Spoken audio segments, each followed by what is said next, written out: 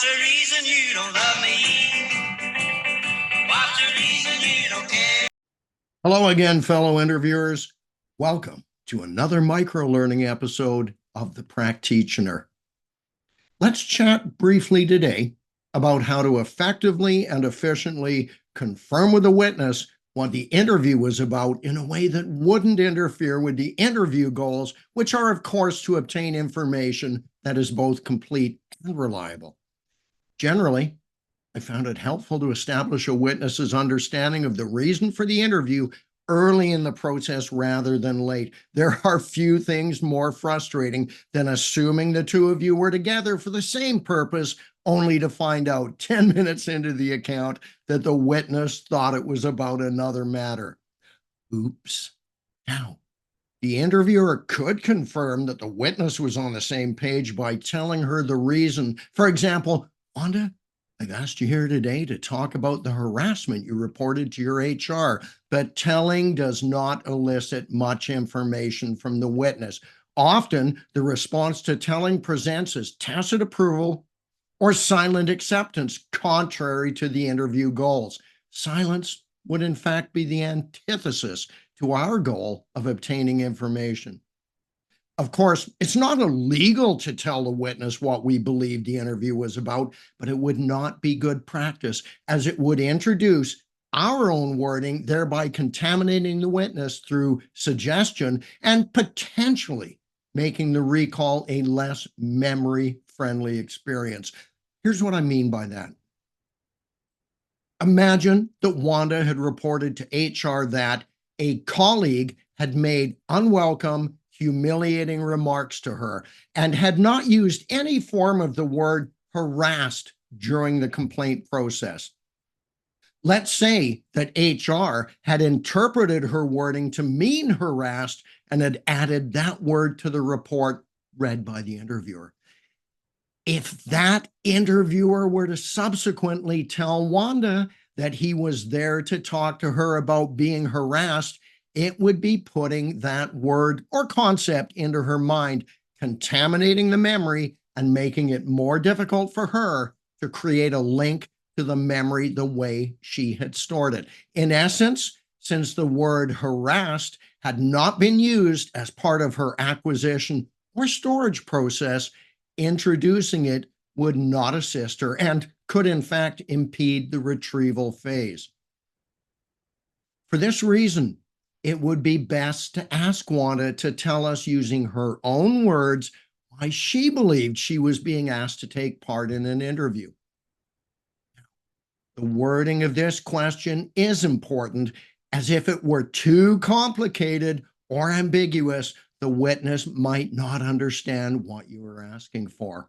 Although I have heard some interviewers ask the witness, tell me what you believe the purpose of the interview is, I have found this to be confusing, and it has often led to responses such as, what do you mean by purpose? Or, don't you know?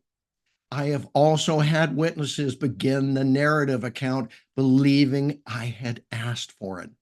To avoid this confusion, the question should be worded clearly and prefaced with an explanation that this is not the point in the process where we want all the detail. We wouldn't be ready for the account anyway, as there would be more engagement and explanation required to make it fulsome and rich in detail.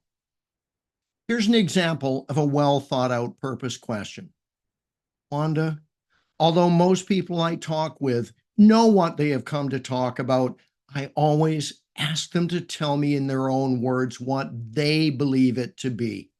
Now, this isn't where I want all the detail, Wanda. I just want to make sure that we are both here for the same purpose. So please, in your own words, tell me what brings us together today.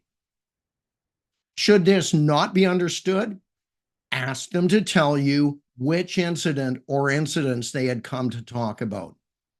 With this clear and non-suggestive explanation, we often establish the reason for the interview, as well as a basic list of topic names from which our interview objectives might be anticipated and prepared.